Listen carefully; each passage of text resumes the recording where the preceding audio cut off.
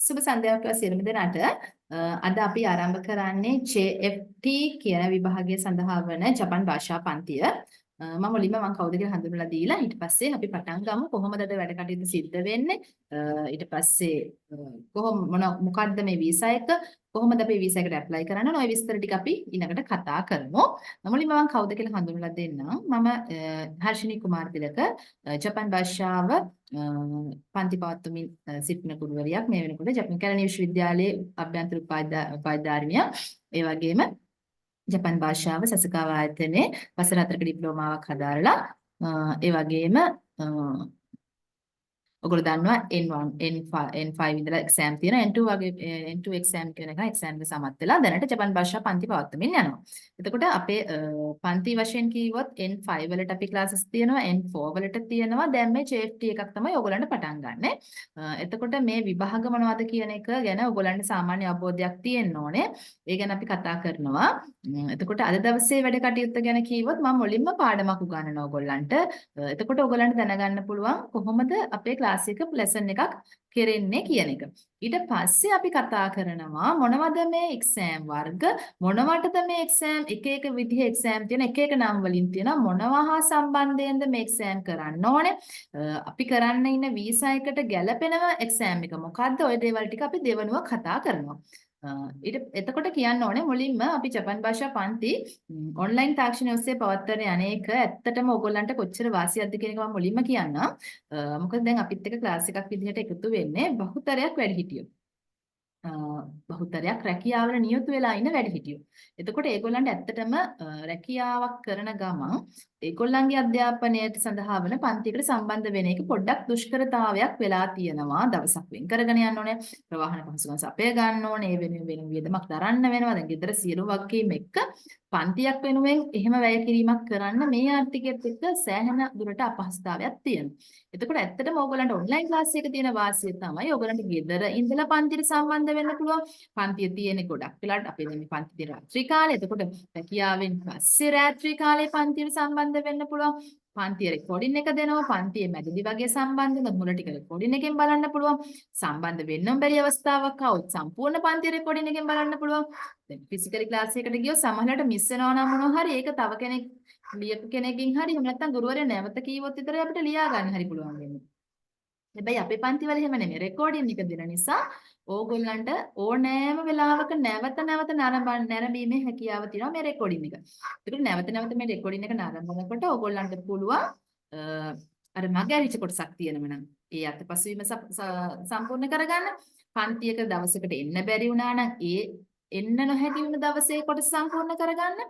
තව වැඩි දුරටත් ඒ පාඩම බලා ගන්න ඕන කියලා හිතුනොත් ඒකට ඒ හැම දෙයකටම රෙකෝඩින් එක ඔයගොල්ලන්ට පාවිච්චි කරන්න පුළුවන්. ඉතින් ඔන්ලයින් ක්ලාස් එක විතරයි මේ රෙකෝඩින් කියන සිස්ටම් එක තියෙන්නේ. මේ විශේෂයෙන් කියන්න ඕනේ අපේ පන්තියේ රෙකෝඩින් එක අපි දෙන්නේ එක්ස්පයර් වෙන්න නෙමෙයි. දවස් 3කින් හරි සතියකින් හරි විදිහට එක්ස්පයර් වෙන්න රෙකෝඩින් එකක් දුන්නොත් ඕගොල්ලන්ට ඒ දවස් 3 ඇතුළත ඔක ලියා ගන්න බැරි වුණොත් ඒකත් ඊට පස්සේ ආයෙ නැවත මේ අතපසු වෙලා ඒ කොටස නැති වෙනවනේ. ඒ නිසා අපි තීරණය කළා දින ආයතනයක් වශයෙන් අපේ රෙකෝඩින් දෙන්නේ අපි එක්ස්පයර් වෙන නෙමෙයි. එතකොට ඔයගොල්ලන්ට පන්තිට සම්බන්ධ වෙන්න බැරි වෙලාවක් આવොත් කැමති දවසක් වෙනකන් එක තියාගෙන ලියාගෙන ඒ ටික කන්ටිනියු කරගන්න පුළුවන්. හැබැයි පන්තියට පුළුවන් තරම් ඔන්ලයින් සම්බන්ධ වෙන්න උත්සාහ කරන්න. ඔන්ලයින් අපි කතා කරනවා, සංවාද කරනවා. එතකොට ඒ දේවල් ලයිව් ක්ලාස් එකේ කරන දේවල් ඔකට රෙකෝඩින් එක අහුවා කියලා කරන්න වෙන්නේ නැහැ. මම කිව්වොත් එහේ මොයයි මෙයයි කතා කරන්න කිව්වොත් එහෙම මේ අවස්ථාව ගන්න පුළුවන් ලයිව් ක්ලාස් එකේ ඉන්න කෙනෙකුට විතරනේ. ඒක රෙකෝඩින් එක අහන කෙනාට මේ අවස්ථාවට සම්බන්ධ වෙන්න බෑ. ඒ හින්දා අනිවාර්යෙන් විශේෂයෙන් JFT කියන්නේ ප්‍රායෝගික ජපන් භාෂාව තියෙන මේ පන්තියේ. ඒ හින්දා හැමදෙනාම ඔන්ලයින් පන්තියට සම්බන්ධ වෙන්න උත්සාහ කරන්න පුළුවන් තරම්. මොකද මම එහෙම කියන්නේ මුලදී සම්බන්ධ වෙන ප්‍රමාණය ටික ටික පහු වෙනකොට අඩු වෙන නිසා. ඊට පස්සේ ආයි කියන්න ඕනේ අපි පන්තියේ මාස 5ක් පවත්වනවා. මොකද මාස 5ක් පවත්වන්නේ JFT කියන්නේ N5 N4 knowledge එක දෙකම දෙන්න ඕනේ පන්තියක්. සාමාන්‍යයෙන් ගත්තම N5 මට්ටමයි N4 මට්ටමයි දෙකම එකතු කරපු එක තමයි මේ JFT කියන්නේ. ජපන් භාෂා පදනමේ දැන් Japanese foundation test කියලා මේක හඳුන්වන්නේ. එතකොට ඒ විභාගය සඳහා අපේ ළඟට තියෙන්න ඕනේ මේ මට්ටම් දෙකේම දැනුම. එතකොට මාස 5ක්වත් අඩුම කරන්න ඕනේ. ඉරදොරි බුක්ස් තමයි අපි ප්‍රධාන වශයෙන්ම අපේ නිර්දිෂ්ට ග්‍රන්ථ විදිහට අපි වැඩ කරන්නේ. මොකද ඒක ජපානයෙන්ම නිර්දිෂ්ට කරලා තියෙන ග්‍රන්ථ දෙක. ග්‍රන්ථ තුනක් එතන තියෙනවා. පොත් තුනක්. ඉරිදොරි බුක්ස් 1 2 3 කියලා පොත් තුනම අපි සාකච්ඡා කරනවා අපේ පන්තිවලදී. එතකොට මේ පොත් වලට අදාළ දේවල් තමයි විභාගයෙන් අපිට ලැබෙන්නේ. විභාගය ගැන මම දෙවෙනුව කතා කරන්න. චේප්ටි කියන විභාගය ගැන. එතකොට අපේ ඒ පොත තමයි අපි සාකච්ඡා කරගෙන යන්නේ ඉස්සරහට මාස 5ක් අපේ පන්තිය පැවැත්වෙනවා. මාස 5න් අනතුරුව අපි පාස් පේපර්ස් කරලා තමයි අපි ක්ලාස් එක අවසන් කරන්නේ. ඊපස්සේ අපේ ආයතනයෙන් අපි සහතික පත්‍රයක් නිකුත් කරනවා. ඒ නිකුත් කරන්න පුංචි විභාගයක් තියලා ඒ විභාගය සමත් කියන්නේ අමාරු විභාගයක් නෙමෙයි. අපි කරපු ටිකෙන් තමයි විභාගය ලැබෙන්නේ. ඒ තියෙන පවත්වන පරීක්ෂණෙන් සමත් වෙන පිරිසට අපේ ආයතනයේ ජපාන් භාෂා පාඨමාලාව සම්පූර්ණ කරා කියන සහතික පත්‍රය ලැබෙනවා. නොමිලේ ලැබෙන සහතික පත්‍රය ආයතනයේ. එතකොට ඒ සහතික පත්‍රය ලැබෙන්නේ අර අපි කියන පරීක්ෂණයට සම්බන්ධ වෙලා ඒක සමත් වුණ අයට. JFT විභාගයේ පෙනී සිටලා ඒක සමත් වුණාම ඔයාලට ජපනීස් ෆවුන්ඩේෂන් ටෙස්ට් එක පාස් කියන සහතිකේ ජපානය වෙතින් ලැබෙනවා. ඒ සාමාන්‍ය දල අවබෝධයක් ලබා දුන්නේ අපි යමු අපේ ලෙසන් එකට ගිහිල්ලා ඉස්සලාම අපි පාඩමක් පුංචි පාඩමක් සාකච්ඡා කරද්දී ඔයගොල්ලන්ට තේරෙන අපේ පන්තියේ පාඩමක් කරන්නේ මේ විදිහට කියලා. ඊට පස්සේ දෙවනුව අපි සාකච්ඡා කරමු වීසා ගැන එක්සෑම් එක කොහොමද තියෙන්නේ ওই විස්තර ටික.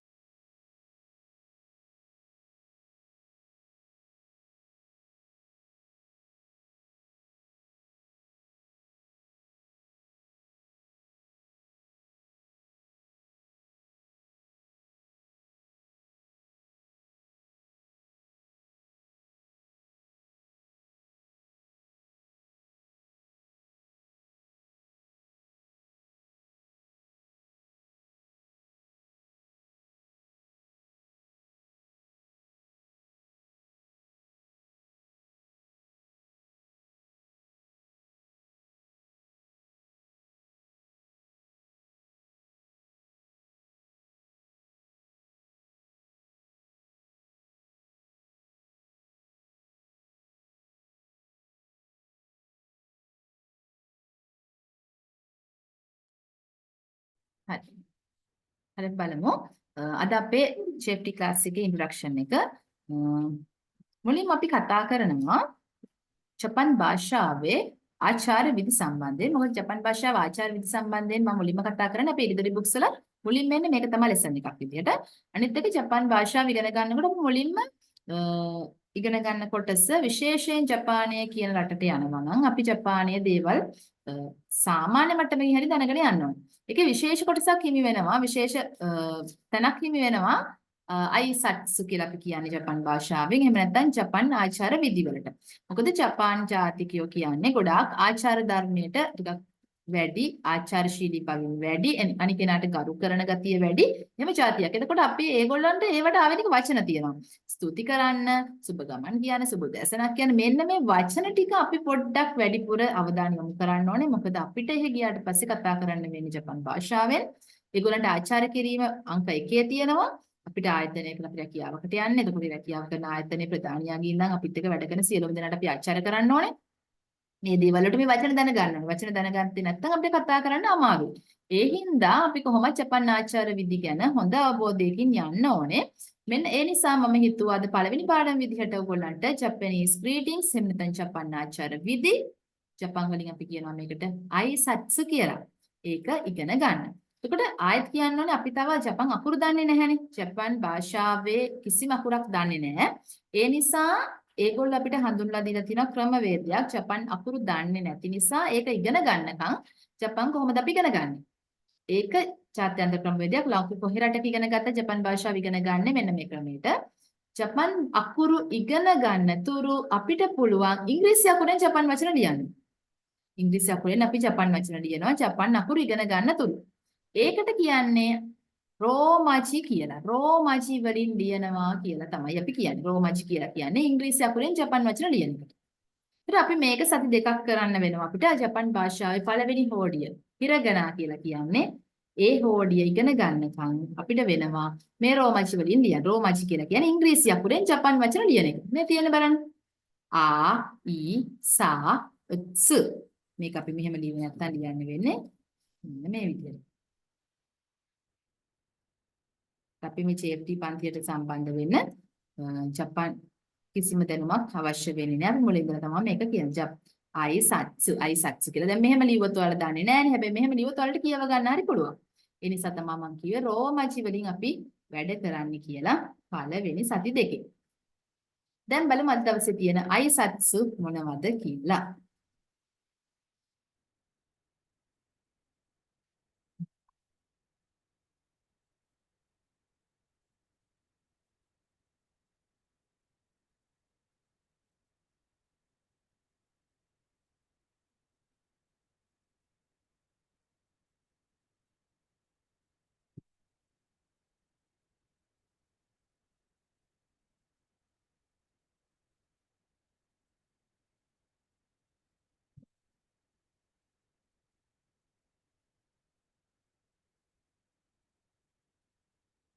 බලමු අපි. අපිට මුලින්ම තියෙනවා උදෑසන ආචාර විධි. morning greetings. එකට කියනවා අසානෝ අයිසත්සු. අසානෝ අයිසත්සු කියලා කියනවා මේ morning greetings වල. හරිද? morning greetings නැත්නම් උදෑසන ආචාර විධි අසානෝ අයිසත්සු කියලා කියනවා. එතකොට මුලින්ම අපිට තියෙනවා ඔහායෝ ගොසයිමාස්. ඔහායෝ ගොසයිමාස්. සුබ උදෑසනක් වේවා. ඔහායෝ ගොසයිමාස්. එතකොට මේක වෙන්න ජපන් අකුරෙන් ලියලා තියෙනවා මේ විදිහට. ඉංග්‍රීසි අකුරෙන් මෙහෙම ලියනවා අපි ඔහායෝ ගොසයිමාස් කියලා රෝමජි කියන ක්‍රමයට. ඊට පස්සේ ඒක සිංහලෙන් අපි කියනවා සුබ උදෑසනක් වේවා. එහෙම නැත්නම් good morning කියලා ඉංග්‍රීසි වලින් කියනවා. එතකොට මේකෙදී අපිට ගොඩාක් හිතවත් කෙනෙක් එහෙම අපිට මුණ ගැහුණොත් අපි යාට මේ සම්පූර්ණ වාක්‍යෙම දිගහැරලා ඔහායෝ ගොසයිමාස් කියලා ඔළුව පාත් කරලා එහෙම කතා කරන්න අවශ්‍ය නැහැ. අපිට යාට පුළුවන් ඔහායෝ කියලා විතරක් කියන්න. අපේ ගොඩක් යඟ යාළුවෙකුට නම්. හැබැයි අපේ ආයතන ප්‍රධානිය අපේ පාසලේ විදුහල්පතිතුමා වගේ කෙනෙකුට නම් අපි ඔහායෝ ගොසයිමාස් කියලාම අපි ආචාර්ය කරන්න ඕනේ. ඔහායෝ කියලා අපිට නැත්තම් යාළුවෙකුට නම් කියන්න පුළුවන්. තව එකක් මේකේ තියෙනවා අපි සාමාන්‍යයෙන් දවස ආරම්භනවා දැන් තමයි දවස ආරම්භන්නේ කියලා තේරුමිනුත් මේ වාක්‍ය පාවිච්චි කරනවා. උදෑසනට සුබ උදෑසනක් වේවා කියලා පාවිච්චි කරනවා. වගේම මම දැනුයි දවස ආරම්භන්නේ මගේ දවසේ රාජකාරි දැනුයි පටන් ගන්නයි කියන තේරුමිනුත් ඔහායෝ ගොසයිමාස් නැත්නම් ඔහායෝ කියලා කියනවා. ඒක සමහර වෙලාවට දවල් කාලයේ සවස් කාලයේ වෙන්නත් පුළුවන්. මොකද ජපාන් ජාතිකයෝ රැකියාවන් කරන්නේ අපි වගේ උදේ ගිහිල්ලා හවස එන්න නෙමෙයි. සමහර අය ෂිෆ්ට් ක්‍රමයට වැඩ කරනවා. සමහර අයගේ රැකියාව පටන් ගන්නේ හවස, සමහර අයගේ රැකියාව පටන් ගන්නේ රාත්‍රී කාලේ. එතකොට දැන් අපිට පුරුදු අපේ රටේ අපි උදේ හැවැට්ට ගිහලා හවස ගෙදර එන එකනේ. ඒ ක්‍රමය නෙමෙයි ඒ රටවල. ඒ රටවල රාත්‍රී කාලෙත් හැමෝම ගොඩක් අය බහුතරයක් වැඩ කරනවා. ඒ නිසා රාත්‍රී කාලෙට වගේ කිට්ටු වෙලා කවුරු හරි ඔහායෝ කිව්වොත් එහෙම කලබල වෙන්න එපා. ඒ කියන්නේ යා ඒ වෙලාවේ තමයි යාගේ රැකියාව ආරම්භ කරන්නේ. එයාගේ දවස පටන් ගන්න යා ඒ වෙලාවේ. ඒ නිසා තමයි යා ඒ ඔහායෝ කියලා හවස් වෙලාවට කියන්නේ. ඒක හොඳට මතක තියාගන්න. ඔහායෝ ගොසයිමාස් කියලා කියනවා සුබ උදෑසනක් වේවා කියන තේරුම. ඒ වගේම දවස ආරම්භන්නේ දැන් තමයි කියන මීනින් එකනොත් ඒක කියනවා.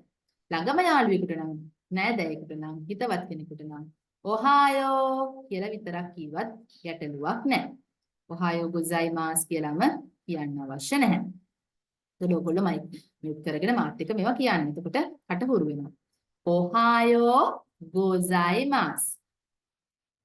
මොන දවල් කාලේ අපි ග්‍රීටින් කරන්නේ ආෆ්ටර්නූන් ග්‍රීටින්ස් කියන්නේ දිවාචාර විදි. ඒකට අපි ජපන් භාෂාවෙන් කියනවා හිරුනෝ අයිසත්සු කියලා. හිරුනෝ අයිසත්සු ටික බලමු. කොන්නිචිවා. දවල් කාලේදී අපි කියනවා කොන්නිචිවා. කොන්නිචිවා. සුබ දවසක් වේවා. ආයුබෝවන්. සුබ දහවලක් වේවා. good afternoon. ඔය කියන්නේ තේරුම් වලින් තමයි අපි කොන්නිචිවා. කොන්නිචිවා කියලා කියන්නේ. කොන්නිචිවා කියලා කියන්නේ. ඒතර ආයෙ මට එකක් කියන්න ඕන. ඔයගොල්ලෝ යන්න හිතාගෙන ඉන්නේ දැන් නිහොන් වලට. ජපාන් වලටනේ. නිහොන් වලට තමයි යන්නේ. ඉගෙන ගන්නෙ නිහොන්ගෝ. ඉගෙන ගන්න අපි නිහොන්ගෝ. ඉගෙන ගන්න අපි නිහොන්ගෝ. මොනවද ඉගෙන ගන්න කියලා දන්නේ නැහැ. නිහොන්ගෝ. යන්න හිතාගෙන ඉන්න රට තමයි නිහොන්. ඔයගොල්ලන්ගේ සිහින දේශය, සපුරා දේශය. සිහින දේශය කරගන්න එපා. සිහිනයක් නෙමෙයි අරමුණක් කරගෙන යනවා කියලා හිතාගෙන දෙන්න වැඩ පටන් ගන්න. එතකොට කොනිචිවා කියනවා අපි සුබ දවසක් වේවා. ආයුබෝවන්. හෙලෝ සුබ දවසක් සුබ දහවලක් වේවා. good afternoon ඔය කියන තේරුම් වලින් පාවිච්චි කරන්න පුළුවන්. හවසට සංධ්‍යාචාර විදි වලට පාවිච්චි කරනවා. ඊවිනිං ග්‍රීටින්ග්ස් විදිහට පාවිච්චි කරනවා අපි කොන්බන්වා. කොන්බන්වා සුබ සන්ධ්‍යාවක් වේවා. කොන්බන්වා. යොරුනෝ අයිසත්සු කියලා අපි ඒක ජපන් භාෂාවෙන් කියනවා. එතකොට උදෑසන කාලේදී අපි කියනවා ඔහායෝ ගොසයිමාස් නැත්නම් ඔහායෝ. දවල් කාලේ අපි කියනවා කොනිචිවා. සවස් කාලේ සන්ධ්‍යා කාලේදී අපි කියනවා කොන්බන්වා. කොන්බන්වා. හරිද? එතකොට ඒ විදිහට තමයි අපි පළවෙනියටම අධිගෙන ගත්ත අයිසත්සු ටික. එහෙම නැත්නම් මුලින්ම ඉගෙන ගන්න ආචාර විදි ටික. ඔහායෝ ගොසයිමාස්. කොන්චිවා. කොන්බන්වා. මේක සාමාන්‍යයෙන් අර එදිනෙදා කෙනෙක් හම්බ වුණා උදෑසන කාලේ, දවල් කාලේ, සවස් කාලේ හම්බ වුණොත් එහෙම ආචාර කරගන්න මේ විදිහට. එතකොට වාගේ ආයතනයේ කවුරු හරි රැකියාව කරන සගයෙකුට, වාගේ ආයතන ප්‍රධානියට, මගතොටේදී හම්බ වෙන කෙනෙකුට මේ විදිහට ආචාර කරන්න පුළුවන්. මේ වගේ ආචාර විදි වචන පාවිච්චි කරන අනිවාර්යෙන්ම කොන්ද නමලා ඒගොල්ලන්ට බව කරලා කතා කරන්න. මොකද ඒ වයින් තමයි ඒගොල්ලෝ මැනගන්නේ අපි ගොඩක් ආචාරශීලී જાතියක් කියන එක. මේ දේවල් සමහර විට වාගේ රැකියාව රැඳෙන්න, රැකියාව දීර්ඝකාලීනව පවත්වාගෙන යන්න පවා හේතු වෙන්න පුළුවන්. එහෙම නැත්නම් අපේ රටින් කෙනෙක් ආයේ රැකියාවට නොගන්නා තැනටත් හේතු වෙන්න පුළුවන් මේ වගේ අයිසත්සු පාවිච්චි නොකිරීම. ඒ හින්දා ගොඩාක් ආචාරශීලී බව ඒගොල්ලන්ට පෙන්වන්න කරන්නේ. වචන දන්නේ නැතුනොත් අපිට ආචාරශීලී බව පෙන්වන්න ගැටලුවක් ඇති වෙනවා. අපි වචන දන්නේ නැති නිසා තමයි කතා කරන්න බැරි වෙන්නේ. එතකොට වචන අපි ළඟ නැති එක ඒගොල්ලෝ දන්නේ නැහැ. ඒගොල්ලෝ හිතන්නේ අපි ආචාරශීලී නැති නිසා කතා කරන්නේ නැහැ කියලා. ඒ හින්දා හොඳට මතක තියාගන්න මේ අයිසත්සු ටික හොඳට පාඩම් කරගෙන යන්න ඕනේ කියන එක. ඊට පස්සේ ඔන්න කෙනෙක්ගෙන් වෙන් වෙනකොට වෙන් වෙද්දී ආචාර කරන්නේ මෙහෙමයි. වකාරේරු අයිසත්සු කියලා කියන ඒ වචන ඉච්චර මතක තියාගන්න අවශ්‍ය නැහැ දැනට. ඔයාලට ඉස්සරහට මම හම්බ වෙනවා වචන විදිහට. අපි කියනවා එහෙනම් ආයි හම්බෙමු. see you කියන මීනින් එකෙන් කියනවා ජා මතා. එහෙනම් නැවතත් හෙට හම්බෙමු. ආයි හම්බෙමු. කියන ආයි නම් හම්බෙමු කියලා see you කියලා කියන්නේ. ජා මතා. ඊට පස්සේ සමාවෙන්න කියලා අපි excuse me කියලා එතන යනවා නම් shitsureishimasu කියලා කියනවා. ජා මතා කියනවා එහෙනම් නැවතත් සමාවෙන්න excuse me කියලා එතනින් යනකොට වගේ කියනවා shitsureishimasu. ජා මතා shitsureishimasu. ජා මතා shitsureishimasu. සුබ ගමන් කියලා good bye කියලා අපි කියනවා sayonara. ජා මතා shitsureishimasu. sayonara.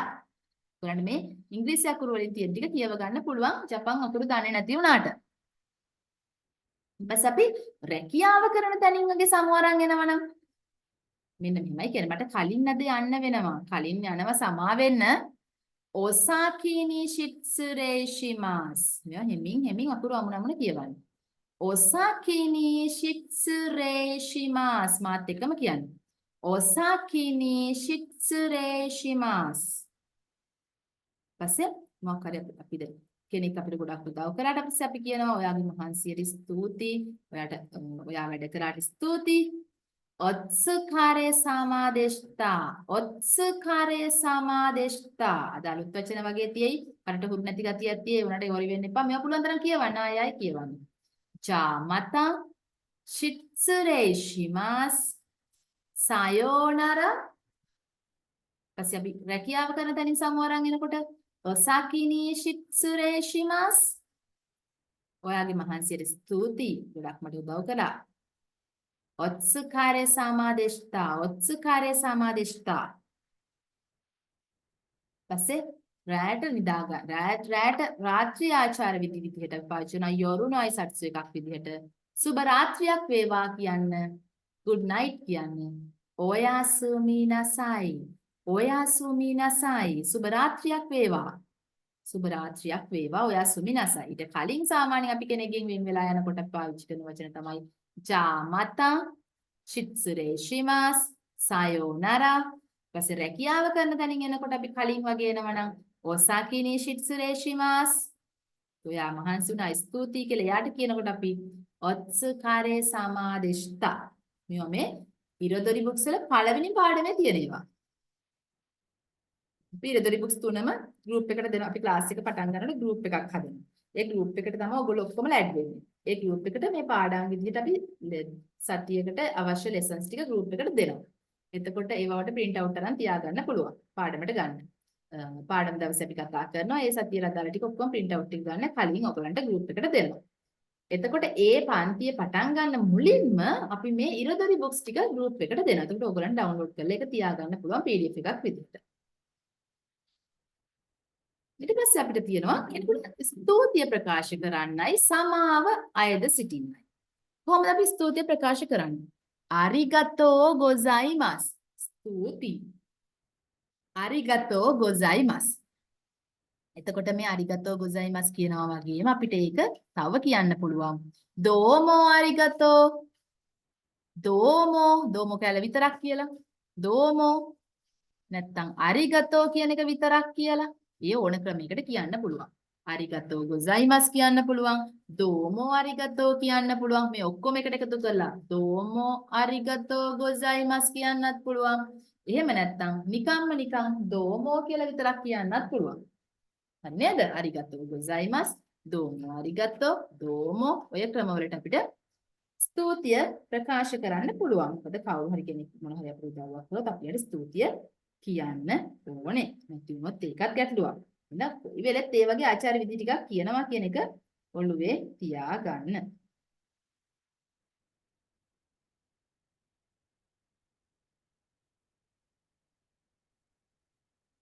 ඊට පස්සේ සමා වෙන්න කියලා අපි ඉල්ලනවා. සුමිමාසෙන්. සුමිමාසෙන්. සුමිමාසෙන් සමා වෙන්න.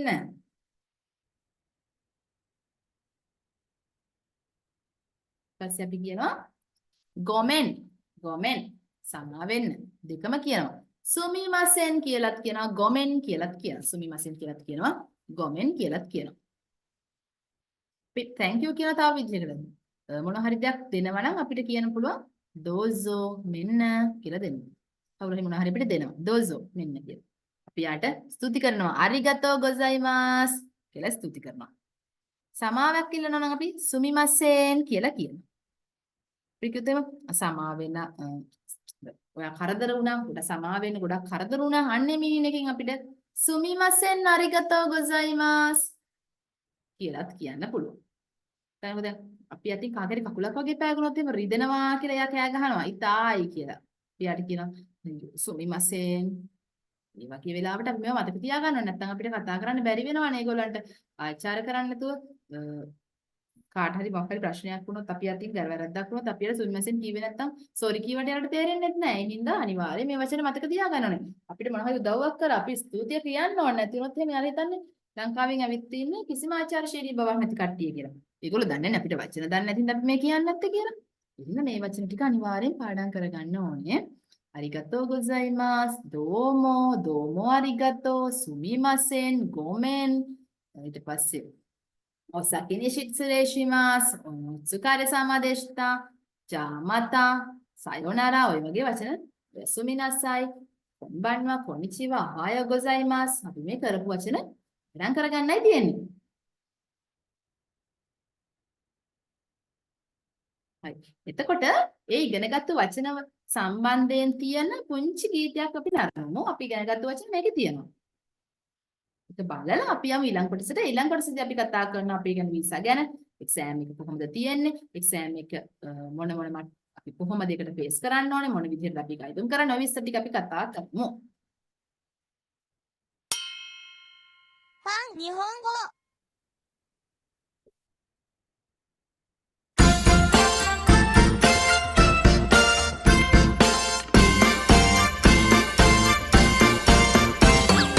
おはよう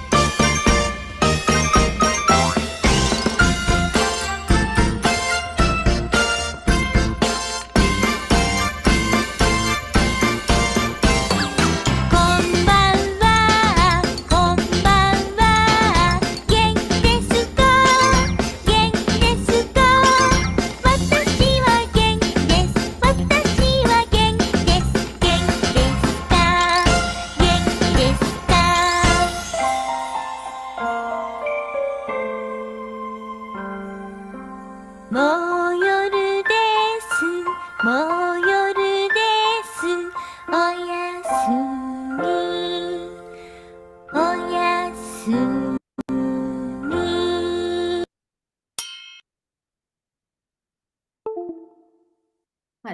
අපි දැන් මෙතනින් පස්සේ කතා කරන්න යන්නේ ජපන් භාෂාව ඉගෙනගෙන අපිට යන්න පුළුවන් සීමාවන් මොනවද අපිට මොනවද කරන්න පුළුවන් රැකියාවන් මොනවද අපිට තියෙන වරප්‍රසාද ඔය වගේ දේවල් තමයි අපි දැන් කතා කරන්න යන්නේ. ඕගොල්ලන්ට මම ඒ කොටස පටන් ගත්තාම ඕගොල්ලන්ට පුළුවන් ඕගොල්ලන්ට පෞද්ගලිකව තියෙන ප්‍රශ්න යොමු කිරීම කරන්න. chat box එකට දාන්න පුළුවන්. අපේ ඇඩ්මින් එකේ නැඳිලා ඉන්නවා. ඒවට පිළිතුරු සපයනවා. ඒත් එක්ක මම කියන දේවල් වලුත් ඕගොල්ලන්ට ඕගොල්ලන්ගේ ප්‍රශ්න මොන හරි තියෙනවා නම් ඒක निराකරණය වෙනවා. අවසානයේ මම අර ප්‍රශ්න වලට පිළිතුරු සපයන්න බැරුව මොන හරි අතපසුවීමක් වෙලා තියෙන ප්‍රශ්න කිහිපයක් තිබ්බොත් මම ඒවට පිළිතුරු සපයනවා. මම හිතන්නේ එහෙම වෙන්නේ ඇඩ්මින් එකේ පිළිතුරු දෙනවා. මෙතනදිත් ඕගොල්ලන්ගේ ගැටලුව निराකරණය නොවුනොත් අපේ මේ ජංගම දුරකථන අංකය නැත්නම් WhatsApp අංකයට WhatsApp පණිවිඩයක් යොමු කරන්න. ඔයගේ ප්‍රශ්නයට පිළිතුර අපි ලබා දෙනවා. හරි අපි මෙතන ඉඳන් පටන් ගමු. ඕගොල්ලන්ට තියෙන ගැටලු යොමු කිරීම chat box එකට කරන්න. මම ඒ අතරතුර පැහැදිලි කිරීම කරගෙන යන්නම්.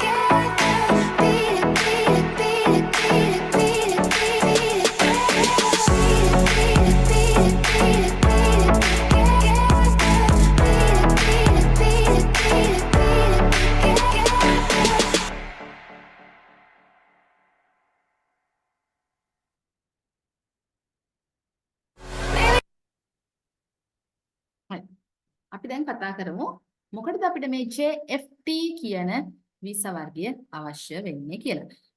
JFT කියන විභාගය අවශ්‍ය වෙන්නේ. JFT කියන එකේ තේරුම Japanese Foundation Test. Japanese Foundation Test එක තමයි මේ JFT කියලා කියන්නේ. විශේෂයෙන්ම JFT කියන විභාගය අපිට හඳුන්වලා දෙන්නේ ලංකාවට 2019 වර්ෂයේ සාමාන්‍ය ඔගොල්ලෝ දන්නවා SSW කියලා වීසා එකක් ක්‍රියාත්මක වෙනවා ලෝකයේ පුරා ජපානයේ විසින් පිරිනමන වීසා එකක් ඒක ගොඩක් වෙලාවට සංවර්ධනය වෙමින් පවතින රටවල දකුණු ආසියාව අග්නිදිග ආසියානු රටවලට තමයි මේ වීසා එකට මේ අනුව ශ්‍රමිකයන් බඳවා ගැනීම කරන්නේ මේ SSW කියලා කියන්නේ specify skilled workers නිපුණතා සපිරි ශ්‍රමිකයන් බඳවා ගැනීමේ වැඩසටහන නිපුණතාවයක් තියෙන ශ්‍රමිකයෝ තමයි මේ ජපානයට ගන්නෙ විවිධ විශේෂ ක්ෂේත්‍ර නැත්නම් විවිධ රැකියා ක්ෂේත්‍ර 14කට බඳවා ගැනීම කරනවා. එතකොට ඒකෙන් ලංකාවට මෑතක් වෙනකන් දීලා තිබෙත් 3යි දැන් වෙද්දි 5ක් වෙලා ඊටත් එහා ගිහින් තියෙනවා ඉස්සරහට තව කීපයක් එකතු වෙන බලාපොරොත්තු වෙන මේ අවුරුද්ද තුල. එතකොට දැනට විශේෂ සාමාන්‍ය පරිදි ක්‍රියාත්මක වුණ වීසා වර්ග 3 දැනටත් හොඳටම ක්‍රියාත්මක වෙනවා. ඊට අමතරව තව අර 14න් කීපයක් ලංකාවට දැන් එකතු වෙමින් පවතින කාර්යයක් තියෙනවා. එතකොට ලංකාවට මේ වීසා එක හඳුන්වලා දෙන්නේ 2019 වර්ෂයේ. ඒ කියන්නේ අපේ රටේ කොරෝනා වසංගතයේ උඩු දුවපුම කාලේ. ඒ නිසා තමයි මේ වීසා එක ගැන එච්චර ජනප්‍රිය නොවුනේ. ඊට පස්සේ මේකෙදි තියෙන විභාගයේ JFT විභාගයවත් අපේ වීසා එකවත් ස්කිල් ටෙස්ට් එකවත් කිසි දෙයක් හරි ආකාරයට ක්‍රියාත්මක කරගන්න විදිහක් තිබ්බේ නැහැ. ලංකාවේ තිබ්බ සංචාරන සීමා කොරෝනා වසංගත තත්ත්වය ඒත් එක්කම ජපානයේ වහලා තිබ්බ කාලයක් ගුවන් ගමන් නවත්තලා ඒ සියලුම දේවල් අතර රට වහලා තිබ්බා. ඕවත් එක්ක මේ අපිට ජපානයත් එක්ක මේ වීසා එක ගැන හොඳට සක්‍රියව වැඩ කරගන්න බැරි කමක් තිබුණා. ඊට පස්සේ කොරෝනා වසංගතයේ කෙමෙන් තුරන් වෙලා ලංකාව යථා තත්ත්වයටපත් වෙනකොට ඔන්න අපේ වීසා එක සක්‍රිය වෙන්න පටන් ගත්තා. 2021 වගේ වෙනකොට තමයි ජපාන් භාෂාව ඉගෙන ගන්න ඕනේ කියන එක මේකේ ප්‍රචලිත උනේ. මොකද ජපානයට යන්න නම් ජපාන් භාෂාව පළවෙනිටම තියෙන්න ඕනේ. ඊළඟට මේ වීසා එකෙන් යනකොට පළවෙනිටම ජපාන් භාෂාව දෙවනුව නිපුණතා පරීක්ෂණය. ඔය දෙක සමත් වෙන්නම ඕනේ. ඊට පස්සේ තමයි සම්මුඛ පරීක්ෂණ වල අපි පෙනී සිටලා සම්මුඛ පරීක්ෂණය සමත් වුණාට පස්සේ එහෙ රැකියාවට යන්නේ. මේ වීසා එක ගොඩාක් හොඳ වීසා එකක් මේ SSW කියන්නේ. මොකද රැකියාවකට තමයි අපි ජපානයට යන්නේ. මේ වෙනකන් ලංකාවෙන් ශිෂ්‍යයෝ ගියා පුහුණුවක් සඳහා ට්‍රේනින් වීසා වලට ගියා. හැබැයි රැකියාවක් සඳහා ජපානයට යෑමේ හැකියාවක් තිබෙන්නේ නැහැ මේ SSW වීසා එක එනතුරු. දැන් ඔන්න ලංකාවේ අයට පුළුවන් SSW කියන වීසා ප්‍රෝග්‍රෑම් එක හරහා ජපානයේ රැකියාවක් සඳහා පියන ගන්න. එතකොට ඇත්තටම අපි රැකියාව එහෙ ගිහලා හොයන්න දෙයක් නෑ. අපි මෙහෙන් සම්මුඛ පරීක්ෂණයට මුහුණ දීලා සමත් වෙලා කෙලින්ම රැකියාවකට යන්නේ. ඇත්තටම දැන් මේ වෙද්දි යුරෝප රටවල් විවෘත වෙලා තියෙනවා ලෝකේ. තව රටවල් විවෘත වෙමින් පවතිනවා රැකියාවලට. ඒ වුණත් ඒ රටවල් වලට ගිහිල්ලා තමයි රැකියාවක් සොයා ගන්නා මට්ටමක් තියෙද්දි ජපානයට අපි යන්නේ එහෙම නෙමේ. අපි සුදුසුකම් සම්පූර්ණ කළ භාෂාව ඉගෙන ගන්නවා, නිපුණතාවය සම්පූර්ණ කර ගන්නවා, සම්මුඛ පරීක්ෂණය සමත් වෙනවා. කෙලින්ම අපි යන්නේ ආයතනයකට රැකියාවකට. අපිට එතන යනකොට ආයේ රැකියාවල් හොයන්න අවශ්‍ය නැහැ. මම ගිහිල්ලා මම මොනවද කරන්න ඕනේ, මම කොහෙද නවතින්නේ? ඒ වගේ ප්‍රශ්නයක් නැහැ. අපි ගිහිල්ලා කෙලින්ම රැකියාව කරන්නයි තියෙන්නේ. මොකද මේක විශේෂ වරප්‍රසාදය සහිත වීසා එකක් කියන්නේ ලංකාවේ රජයත් ජපාන රජයත් අනුමත එකතු වෙලා අත්සන් කරපු ගිවිසුමක් මගින් අපිට ලැබුණ වීසා එකක්. ඒකවල පූර්ණ රාජ්‍ය අනුග්‍රහය තියෙනවා.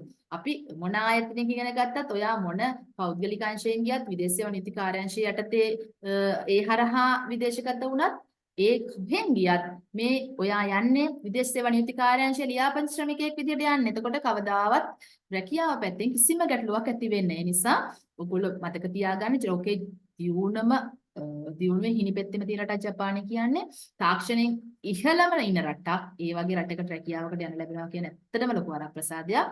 ඒක හරියම ක්‍රමවේදයට යන්න පුළුවන්. ආයෙ බය වෙන දෙයක් නෑ. අපිට මේ රැකියාව නැති වෙයිද? අපිට මේ ආරක්ෂාව කොහොම වෙයිද? ඒ ප්‍රශ්න මොනවත් නෑ. මොකද විදේශ සේවා නීති කාර්යාංශයේ අනුමත වීසා එකක් මේක. ඒක මුලින්ම කියන්නේ. ඒක දැන් මේ වෙද්දි ජනප්‍රිය වෙලා තියෙන අර පහුගිය කාලේ ඒක පොඩ්ඩක් යටපත් වෙලා තිබ්බ නිසා දැන් වෙනකොට තමයි ඔන්න දැන් ජපානයට යන පිරිස වැඩි වෙමින් තියෙන්නේ. මොකද පහුගිය කාලෙම ඉගෙන ගන්න කාල සීමාවනේ තිබ්බේ. දැන් වෙනකොට ඔන්න යනවා. දැන් හැමෝම යන්න පටන් ගන්නවා. දැන් ඔයගොල්ලන්ට පේනවා ඔයගොල්ලොත් එක්ක හිටපු අය යනවා ඇති. ඒව බලනකොට දැන් ඔයගොල්ලන්ට හිතනවා මමත් මේක ඉගෙනගෙන මාත් යනවා. හැමෝටම යන්න පුළුවන්. මොකද අපේ අධ්‍යාපන සුසුකම් කිසි දෙයක් මේකට බලන්නේ නැහැ SSW වීසා. අපි O level pass A level pass අපිට උපාධියක් තියෙනද මොනවත් බලන්නේ. අපි කරන්න ඕනේ ජපන් භාෂාව ඉගෙන ගන්න ඕනේ. ජපන් භාෂාව N4 කියන මට්ටම වෙනකන් ඉගෙන ගන්න ඕනේ. එතකොට N4 මට්ටම වෙනකන් ඉගෙන ගන්න තියෙන කෝස් එක තමයි මේ JFT කියන්නේ. ඒක ඉගෙනගෙන JFT exam එක ලියන්න ඕනේ. JFT basic කියන exam එක ලියන්න ඕනේ. ඊට පස්සේ ඒක සමත් වුණාට පස්සේ දෙවනුව අපිට තියෙනවා නිපුණතා පරීක්ෂණයකට පෙනී සිටින්න. දැන් මේ නිපුණතා පරීක්ෂණය කියන එකත් මේ විදිහටම ඔන්ලයින් ක්ලාසස් තියෙනවා. ඒකත් ඔන්ලයින් අපිට ඒ පරිගණක පිරියක් මත දිස්වෙන විභාගයක් විතර ලියන්න පුළුවන් විභාගයක්. එතකොට අපි ඒකෙදි විශේෂ ශාස්ත්‍රය තෝරගන්න ඕනේ. අපිට දීලා තියෙනවා දැනට food service, caregiver, agriculture, ඊට පස්සේ construction, මෑතකදී වෘත වුණා, automobile, airport ground handling, ඔය වගේ රැකියා ශාස්ත්‍ර ගණනාවක් දැනට ලංකාවට විවෘත වෙලා තියෙනවා. පරණම තුන තමයි food service, caregiver, agriculture. සාතු සේවිකා, ආහාර පාන සැකසුම් නැත්නම් කෘෂිකර්මාන්තය. ඊට පස්සේ වෘත වෙන එක තමයි ඉදිකිරීම කියන්නේ. ඊටත් පස්සේ තමයි ඔය ඔටෝමොබයිල්, එයාපෝට් ග්‍රවුන්ඩ් හැන්ඩලින් වගේ ඒවා විවෘත වෙන්නේ. තව ඉස්සරහට විවෘත වෙන බවක් අපිට දැනුම් දීලා තියෙනවා. එතකොට මේ ඔයා මේකෙන් තෝරගන්න ඕනේ මම තෝරගන්නේ ෆුඩ් සර්විස්. මම යන්නේ caregiver සාතු සේවිකාවක් විදිහට. මම යන්නේ කෘෂිකර්මයට. මම යන්නේ කෘෂිකර්මයේත් වැවිලි පැත්තට. මම යන්නේ කෘෂිකර්මයේ සත්ත්ව පාලනයේ පැත්තට. අන්නේ විදිහට තමන් කැමති විශේෂ ක්ෂේත්‍රය තෝරගන්න ඕනේ. අන්නේ ක්ෂේත්‍රයෙන් තමයි ස්කිල් ටෙස්ට් එක කරගන්නේ. දැන් ඕගොල්ලන්ට ආයතනයක් නැතුව ඉන්නවනම් මේ වෙද්දි මේ වීසා එක හරහා මේ සයකට යන්න අපේ ආයතනය හරහා යන්න පුළුවන්. අපේ ආයතනයේ ස්කිල් ටෙස්ට් එකත් මේ JFT exam එකට වෙන මෙහෙම උගන්වනවා. ඒක සමත් වුණාට පස්සේ ස්කිල් ටෙස්ට් එකත් අපේ ආයතනයෙන් ඔන්ලයින් ඉගෙන ගන්න පුළුවන්. ඊට පස්සේ ඕගොල්ලන්ට අදාළ ක්ෂේත්‍රයට අදාළව ඉන්ටර්විව් ෆේස් කරන්න පුළුවන්. ඊට පස්සේ රැකියාවේ සියලුම දේවල් සම්පූර්ණ කරලා අපි හරහා යන්නත් පුළුවන්. එතකොට ඒ වීසා ගැන දන්නේ නැත්නම් තමයි මම ඒ කිව්වේ. එතකොට JFT නැත්නම් Japanese Foundation Test කියන එක ගැන මම කියන්නම්. අපි දැන් මේ ක්ලාස් එක ඉගෙන ගන්න මාස 5ක් අපි ඉගෙන ගන්නවනේ. ඉගෙන ගත්තට පස්සේ අපිට ලියන්න පුළුවන් විභාගය තමයි ඔය JFT Basic කියන්නේ. මේක ජපානයේ පවත්වන විභාගය. ලංකාවේ මේ විභාග මධ්‍යස්ථානයේ විදිහට තියෙන්නේ ACBT ආයතනය ලංකාවේ විභාග මධ්‍යස්ථානයේ විතරයි පවත්වන්නේ. විභාගයේ සියලුම දේවල් සිද්ධ වෙන්නේ ජපානයේ. එතකොට අපි මේකට විභාගයට අයදුම් කරන්න ක්‍රමවේදයක් තියෙනවා. ඒ ක්‍රමවේදයේ මුල සිට සියල්ල අකුරක් නෑර අපි ක්ලාස් එකේදී කියලා දෙනවා. ඔයගොල්ලෝ ඒ ගැන බය වෙන්න එපා. අපි ලැබෙන සතියේ ක්ලාස් එක පටන් ගත්තාම මේ විභාගය අයදුම් කරන්න අපිට හදාගන්න තියෙනවා ID එකක්, කොමෙට්‍රික් ID එකක් කියලා එකට කියන්නේ. විභාගයට අයදුම් කරන්න ක්‍රමවේදයක් තියෙනවා. ඔන්ලයින් අයදුම් කරන්න ඕනේ. ඒ විස්තර සියලුම දේවල් අපි ක්ලාස් එකේ ඔයගොල්ලන්ට දැනුවත් කිරීම කරනවා. ඊට පස්සේ මේ විභාගය අපිට හම්බ වෙන්නේ හැම මාසෙකම පවත්වනවා. විභාගය අපිට මාස ගණන් බලන් ඉන්න අවශ්‍ය නැහැ. හැම මාසෙම මේ විභාගය පැවැත්වෙනවා. එතකොට අපි එක් සැරයක් මේ විභාගයේ ලකුණු ප්‍රමාණය 250න් 200ක්වත් අපි සමත් වෙන්න ගන්න ඕනේ. විභාගයේ ප්‍රශ්න පත්‍ර 4කින් සමන්විතයි. විභාගයේ අපිට ලැබෙන්නේ පරිගණක තිරයක් ඔස්සේ පෙන්නන ප්‍රශ්න වලට පිළිතුරු සපයන්න. ඒ කියන්නේ අපිට අතින් ලියන්න නෑ. පරිගණකයේ තිරය ඔස්සේ ප්‍රශ්න වැටෙනවා. අපිට තියෙන එක ටික් කරන්න. ඒ ප්‍රශ්න ටික් කරලා විභාගය ඉවරනකොටම අපිට ලකුණු ලැබෙනවා. අපිට මෙච්චරක් මේවට ලකුණු 250න් 200යි. ඒවට ලකුණු 250න් 210යි. ওই විදිහට ලකුණු ලැබෙනවා. එතකොට ඔය සමත් නම් සර්ටිෆිකේට් එක ජපානයෙන් ලැබෙනවා. ඊළඟට අධීරයට යන්නයි තියෙන්නේ. බැරි වෙලාවත් ලකුණක් දෙකක් මැදි වෙලා ඔයාට ඒ සමත් වෙන බැරි වුණා කියලා හිතන්නකෝ. එහෙමනම් මොකද වෙන්නේ? තව දවස් 45කට පස්සේ ආය අයදුම් කරලා අපිට මේ විභාගය ලියන්න පුළුවන්. මොකද මේ විභාගය හැම මාසෙම දවස් 10ක් 15ක් ලංකාවේ පැවැත්වෙනවා. ලංකාවේ මේ විභාගය ලෝකේ පුරා පැවැත්වෙන විභාගයක්. එතකොට ලංකාවේ දවස් 10ක් 15ක් එක හැම මාසෙම පැවැත්වෙනවා. අපිට තියෙන්නේ දවස් 45ක් ඇතුළත නැවත අයදුම් කරලා ලියන්න. මොකද විභාගය ලියලා ඉවර වෙද්දිම අපිට රිසල්ට්ස් ලැබෙනවා. අපි එතකොට දන්නා මම පාස්ද ෆේල්ද කියලා. ඒ නිසා ඔයගොල්ලන්ට ඒ වාසි තියෙනවා මෙතන. විභාගයට අයදුම් කරන විදිහ අපි ක්ලාස් එකේ දැනුම් දීම කරනවා. විභාගයට සසමත් වුණොත් ආයෙ අයදුම් කරන්න බලන්න පාස් වෙනකම් කරන්න පුළුවන්. විභාගයේ සමත් වුණොත් එකවරම අපිට පුළුවන් සමත් වුණු එකවරද දෙවරද කියලා ප්‍රශ්නයක් නෑ. කොයි වෙලේ හරි විභාගයේ සමත් වුණොත් ඔයාලට පුළුවන් එතනින් පස්සේ ස්කිල් ටෙස්ට් එකට ඉගෙන ගන්න. ස්කිල් ටෙස්ට් එක ඉගෙන ගත්තා ඊළඟට ස්කිල් ටෙස්ට් එකත් ඔය වගේ ලියනවා. ඊපස්සේ ඒකත් සමත් වුණාට පස්සේ ඔයාගේ සුදුසුකම් සම්පූර්ණ වෙලා තියෙනවා. ඊට පස්සේ ඔයාලට ආයතනයක් තෝරගන්න පුළුවන්. ආයතනය තෝරගෙන ඒ ආයතනය හරහා ඒ විදේශගත වීමේ කටයුතු සිදු කරගන්න පුළුවන්. ආයෙත් මේ ඒගොල්ලෝ අපිට සම්බන්ධ කරලා දෙනවා සම්මුඛ පරීක්ෂණ. ඒගොල්ලන්ට පුහුණු වීම කරනවා ඒවට. ඔයගලන්ට අපේ ආයතනය හරහා යන්නත් පුළුවන්. ඔයාලට ආයතනයක් තියෙනවා ඒ ආයතනය හරහා යන්නත් පුළුවන්. එහෙම නැත්නම් විදේශ සේවා නීති කාර්යාංශය හරහා යන්නත් පුළුවන්. මේකේ වයස් සීමාව වෙන්නේ අවුරුදු 18ත් 45ත්. ලොකු වයස් සීමාවක් අපිට ලැබෙනවා. එතකොට අවුරුදු 18 ඉඳලා 45 වෙනකන් කෙනෙකුට රැකියාවකට යන්න පුළුවන් අවස්ථාව හම්බ වෙන එකම අවස්ථාව කියලා මම හිතනවා මේ ජපානයේ SSW වීසා එක. ඒ අවස්ථාව මගේ අරගන්න එපා. ඒ අවස්ථාව උපරිමයෙන් ප්‍රයෝජන ගන්න. එතකොට ඕගොල්ලන්ට පුළුවන් ලොකු දෙයක් නෑ මේ විභාගේ ක්ලාස් එකේ දේවල් ඉගෙන ගත්තොත් හරියට විභාගේ ලියන්න අමාරු නෑ. අපේ කිසිම අපේ සුදුසුකමක් බලන්නේ නැහැ. විභාගයේ විතරයි බලන්නේ. ජපාන් භාෂා විභාගයේ විතරයි බලන්නේ. අපි මේකෙදී SSW 1 කියන කැටගරියට අපිට යන්න පුළුවන්. අවුරුදු 5ක සේවය කරලා පස්සේ 2 කියන කැටගරියට මාරු වෙන්න පුළුවන්. එතකොට ඒගොල්ලන්ගේ ආයතනයේ rules අනුව ඩිපෙන්ඩ් කෙනෙක්ව ගන්නවා නම් එහෙම රැකියාව අධිකටම නිරත වෙනවා නම් ඒ විදිහට වසර ගණනාවක් වසර 10ක් වගේ රැකියාව කරොත් එහෙම අපිට PR එක ඇප්ලයි කරන්න පුළුවන් වෙනවා.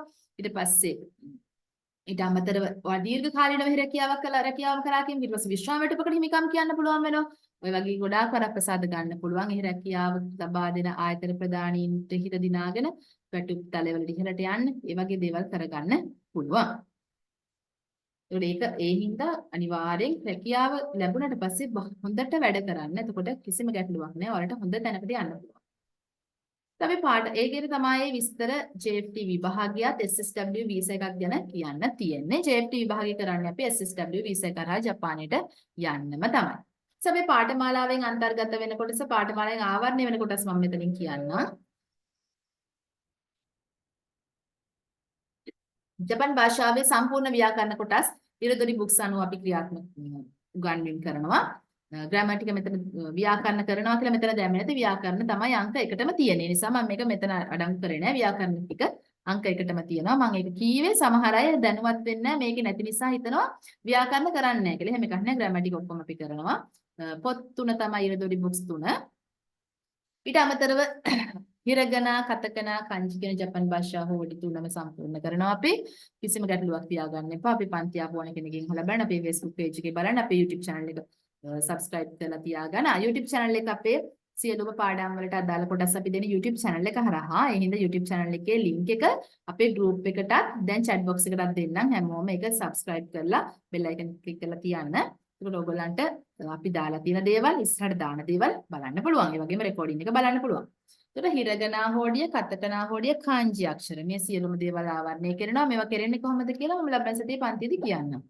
ඊට පස්සේ කියවීම කොටස්, ශ්‍රවණ කොටස්, කතන පුහුණුවේ කොටස් මේ සියලුම දේවල් ක්ලාස් එකකින් ආවරණය කරනවා. ඊට අමතරව පසුගිය විභාග ප්‍රශ්න පත්‍ර සාකච්ඡාවක් කරලා තමයි අපි අවසන් කරන්නේ පන්තිය.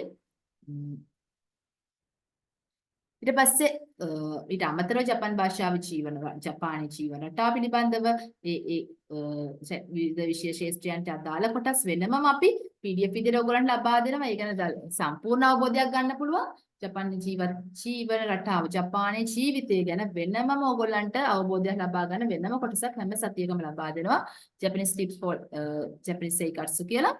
එතකොට ඔයගොල්ලන්ට ඒකෙන් ඒ අවබෝධය හොඳටම ලබා ගන්න පුළුවන්. ඊටමතරව අපි නරඹනවා වීඩියෝ ක්ලිප්ස් භාෂාවේ දේවල් වැඩි දියුණු වෙන්න. ඒවා මම ඔයගොල්ලෝ රෙකෝඩින් එකට අමතරව ඔයගොල්ලන්ට වීඩියෝ ක්ලිප්ස් ටික වෙනම දෙනවා ගෲප් එකට. ඕන තරම් බලන්න පුළුවන්. එතකොට අපි පන්ති ඔයගොල්ලෝ දන්නවා ලංකාවේ තියෙන අඩුම මිල අඩුම පාඨමාලා ගාස්තු තමයි අපේ පන්තියේ ක්‍රියාත්මක වෙන්නේ. අපේ සම්පූර්ණ පාඨමාලා කාලය මාස 5යි. අපේ පාඨමාලා ගාස්තුව 8500යි. එතකොට අපි සියලුම දේවල් PDF විදිහට ඔයගොල්ලන්ට ලබා දෙනවා. වයස් ભેදයක් නෑ. අපි පන්තිර ඕනම කෙනෙකුට සම්බන්ධ වෙන්න පුළුවන්. නවකයෙකුට කියලා එහෙම ගැටලුවක් නෑ. අපේ වීඩියෝ ක්ලිප්ස් ටික නැත්නම් අපේ රෙකෝඩින් සියලුම දේවල් ඩවුන්ලෝඩ් කරලා ඔයගොල්ලන්ට සේව් කරන් තියන්න අරබන්න පුළුවන්. කිසිම ගැටලුවක් නෑ. ඊපස්සේ ඒ වීඩියෝ එක කණික ඕනෑම කාලයක් බලන්නත් පුළුවන්. අපි ඒවා එක්ස්පයර් වෙන්නත් නෙමෙයි දෙන්නේ. අක්ෂරමාලා පුහුණුවට අපි සරල වීඩියෝ ක්ලිප්ස් හදලා තියෙනවා. මම ලියන එක වීඩියෝ කරලා ඔයගොල්ලන්ට ගෲප් එකට ලබා දීලා තියෙනවා. ඊට අමතරව විභාගය සඳහා පුහුණු වීම කරනවා. Zoom තාක්ෂණයෙන් තමයි අපි මේ පන්තිය පැවැත්වෙන්නේ. රාත්‍රී කාලයේ අපි පන්තිය පවත්වනවා. සෑම බ්‍රහස්පතින්දාම රෑ 8ට තමයි පන්තිය පැවැත්වෙන්නේ. සතියේ එක දවසයි. ඉතුරු දවස් 6 අපි අකුරු ප්‍රැක්ටිස් කරනවා. ඒ කොහොමද කරන්නේ කියලා මම කියන්න. ඔන්ලයින් එන්න අවශ්‍ය නැහැ. ඒක ඕෆ්ලයින් අපි කරන්නේ. එතකොට ලබන සතියේ බ්‍රහස්පතින්දා ඉඳලා අපි පන්තිය පටන් ගන්නවා. ඕගොල්ලන්ට පුළුවන් මෙන්න මේ දක්වලා තියෙන ගිණුම් අංකයට රුපියල් 8,500 මුදලක් ගෙවලා ඒ ගෙවපු මුදලේ බැංක් ස්ලිප් එක නැත්නම් CDMA යන්ත්‍රයකින් ගෙවුවොත් ඒකෙන් එන ස්ලිප් එක බැංකුවට ගිහිල්ලා ගෙවුවොත් ඒ ස්ලිප් එක එහෙම නැත්නම් ඔන්ලයින් ට්‍රාන්සැක්ෂන් එකක් කළොත් ඒකේ ස්ක්‍රීන්ෂොට් එක 071 511 0100 කියන අංකයට WhatsApp පණිවිඩයක් විදිහට යොමු කරන්න. ඔයාගේ ජංගම දුරකථන අංකයත් නමත් සඳහන් කරලා එවන්න. ඊට පස්සේ ඔයගොල්ලන්ට පුළුවන් පන්ති රතුරක් තියෙන්න දෙන්න. පන්ති රතුරක් තුනට පස්සේ අපේ ජපාන් භාෂා පන්තියේ සමාජිකෙක් හොයා ඊටු දේවල් සියලුම දේවල් අපි හරහා දැනුවත් වෙන්න පුළුවන්කම ලැබෙනවා. එතකොට මේ ටික තමයි කියන්න තියෙන්නේ විශේෂයෙන්ම මම හිතනවා මේ තොරතුරු ඔක්කොම ගෲප් එකකට අපි දෙනවා. අපේ YouTube channel එකේ link එකක් දෙනවා. මේකේ වින් කටයුතු කරන සම්පූර්ණ විස්තරات ඔක්කොම ගෲප් එකට දෙනවා. එතකොට මේ මූලික දැනුමක් අවශ්‍ය නැහැ මුලින්ම පන්තිය කරන්නේ. ඊට පස්සේ කියන්න තියෙන්නේ මොන හරි ප්‍රශ්න වලට පිළිතුරු වලට පිළිතුරක් ලැබිලා නැත්නම් වලට මම වාට දැනුවත් කිරීම කරන්නම්. ක්ලාස් එකකින් අපි JFT exam එක කොහොමද සම්බන්ධ වෙන්නේ කියලා කියනවා. නිමේෂ්සන් SSW කියන වීසා එකට නම් ඩිග්‍රී එකක් තියනවා කියන එක වාසියක් වෙන්නේ නැහැ. ඒගොල්ලෝ අපේ අධ්‍යාපන සුසුකම් කිසි දෙයක් නරඹන්නේ බලන්නේ නැහැ. අපේ ශ්‍රමිකයෙක් බඳවා ගන්නා ප්‍රොසීඩර් එක යන්නේ මෙතන. එතකොට අපි SSW යනවා නම් ජපාන් භාෂාව තියෙනෝනේ, ස්කිල් ටෙස්ට් එක තියෙනෝනේ. ඒක විතරයි බලන්නේ යාලා. SSW වීසා එක රිජෙක්ට් වෙන්නේ නැහැ.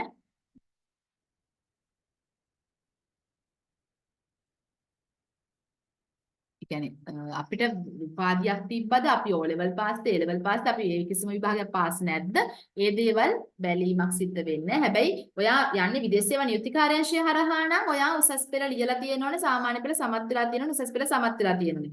හැබැයි ඔයා පෞද්ගලික අංශයෙන් යනවා නම් ඒ විභාග බැලීම උසස් පෙළ ලීවත් නැතත් අසාමාන්‍ය පෙළ ලීවත් නැතත් ඒ දේවල් අත්‍යවශ්‍ය වෙන්නේ නැහැ. ඔයා විදේශ සේවා නියුක්ති කාර්යාංශය යනවා නම් විදේශ සේවා නියුක්ති කාර්යාංශයේදී නම් A levels ලියලාද කියන එක බලනවා. ඒතකොට උපාධියක් තියෙන කෙනෙකුට මේ SSW වලට ගියා කියලා විශේෂ වාසියක් නම් ඒකෙන් වෙන්නේ නැහැ.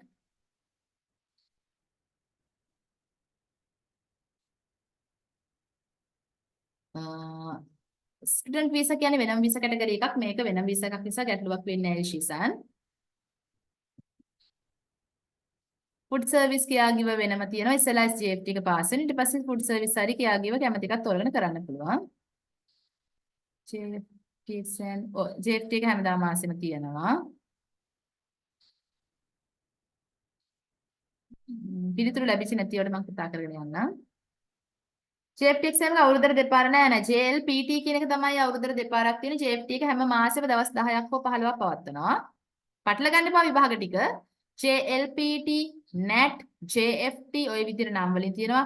JLCT ඔය විදිහට එක එක නම් වලින් තියෙනවා. JLPT කියන එක අවුරුද්දට දෙපාරයි තියෙන්නේ. ඒක නෙමෙයි මේ JFT Japanese Foundation Test මේක මාසයකට දවස් 10කට වැඩි පවත්වනවා ලංකාවේ. SSW විධානය නැත්නම් JFT කරලා වැඩක් නැහැ. දමත සුසුකාවක් විදිහට JFT එක බලන්නේ නම් SSW වීසා එකට ජයලත්සන්. ඒ හින්දා ඔයා SSW යනව නම් විතරක් JFT කරන එක හොඳයි. එහෙම නැත්නම් අමත සුසුකමක් විදිහට ඔයාලට කරන්න හොඳම විභාගය තමයි JLPT. JLPT එක කරන්න ජපන් භාෂා දැනුම තමයි මෙතනත් මනින්නේ. හැබැයි JFT එක ටාගට් කරන්නේ SSW වීසා කරන නිසා ඔයාට අමතර සුසුකමක් විදිහට සපුර ගන්න නම් ඕනේ JLPT එකක් කරන එක හොඳයි. JFT exam එකකින් පස්සේ අපිට පුත් සර්වි ඔව් අපේ ආයතනයෙන් හරගන්න පුළුවන්. නිමේෂ්සන් JLPT ක්ලාස් එකක් N5 එකක් අපි ගිය සතියේ සිකුරාදා පටන් ගත්තා. ජලත්සන් ආයතසන් JLPT කියන්නේ Japanese Language Proficiency Test කියන විභාගය. ඒකේ මට්ටම් 5කින් මේ විභාගය පවත්වනවා. එතකොට ඒකේ ඔයාලා ඒ විභාග කරගෙන යනවා නම් JLPT N5 එකයි JLPT N4 කියන මට්ටමට වෙනකන් ඉගෙනගෙන ඒ විභාග දෙකම සමත් වෙලා තමයි SSW එකට ඇප්ලයි කරන්න පුළුවන්. JFT කරොත් එක කෝස් එකකින් කරගන්න පුළුවන්. JLPT කියන්නේ Japanese Language Proficiency Test. ජපන් භාෂා ප්‍රවීණතා විභාගය. දැන් මේ JFT කියන්නේ ජපන් භාෂාව විදේශීය රටවල ශ්‍රමිකයන්ට රැකියාවන් සඳහා අවශ්‍ය ජපන් භාෂා ප්‍රමාණය තමයි මෙතනින්ම ඉන්නේ. සමහරට JLPT කියන අනිත් විභාග උපාධිධාරීනුත් කරනවා. විශ්වවිද්‍යාලවල ඉගෙන ගන්න දරුවොත් කරනවා. ඒ ඔක්කොටම සමාන්තරව හදලා තියෙනවා. මේක එහෙම නෙමෙයි මේක වැඩ කරන්න අවශ්‍ය වචන වැඩ කිරීමේදී එදිනදා ජපන් තමයි මෙතන කතා කරන්නේ JFT කියන එකේ. ස්ටුඩන්ට් විසා රෙජිස්ටර් වලට ගැටලුවක් නැහැ මේක SSW කියන්නේ වෙන වීසා එකක් හින්දා. සීරසන් එක්සෑම් එක නම් ඔන්ලයින් නෙමෙයි තියෙන්නේ. ඒ ආයතනයට ගිහිල්ලා එතන කම්පියුටර් බේස් එක්සෑම් එකක් තියෙන්නේ. ඔයා බලන්න ඕනේ ඩුබායි වලත් මේ JFT එක තියනවාද කියලා. ගොඩක් රට ලෝකෙ හැමතැනම තියෙනවා විභාගේ. ඩුබායි වල පැවැත්වෙනවා නම් ඔයාට එහෙන් ඇප්ලයි කරලා ලියන්න පුළුවන්. ලංකාවේ විතරක් තියෙන විභාගයක් නෙමෙයි මේක ලෝකෙ පුරාම තියෙනවා.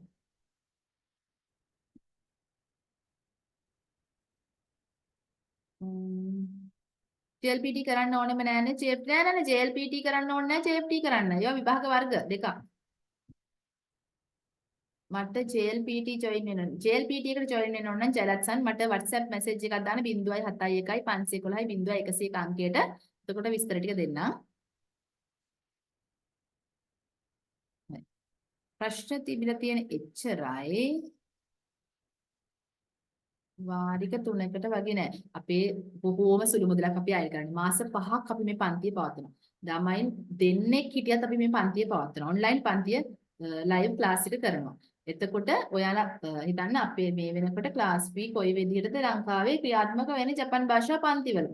එතකොට අපි අය කරන්නේ බොහෝම සුළු මුදලක්. අපි ඒක සම්පූර්ණ මුදල මුලින් අය කරලා තමයි පන්තියට සම්බන්ධ කරගන්නේ. සියලුම දේවල් අපි ලබා දෙනවා පන්ති අවසානයේ සහතික පත්‍රයකුත් ලබා දෙනවා පවත්වන පරීක්ෂණ සමත්තාය හැමෝටම. ඉතින් මුදල් ගෙවලා තමයි පන්තියට සම්බන්ධ වෙන්න නම් පුළුවන් වෙන්නේ.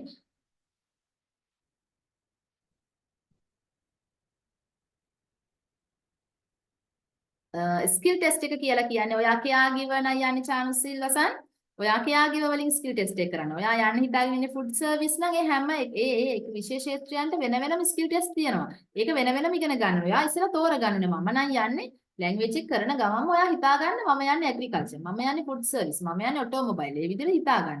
ඒ හිතාගෙන ඒක ටාගට් කරලා වැඩ කරන්න. ඊට පස්සේ ඔයාලට එක්සෑම් එක ඉවරෙච්ච ගමන් ඔයාලට පුළුවන් ඒ අදාළ ක්ෂේත්‍රයේ ස්කිල් ටෙස්ට් එක කරන්න. කියා ගිව එක විතරක් නෙමෙයි හැම එකටම තියෙනවා ස්කිල් ටෙස්ට්.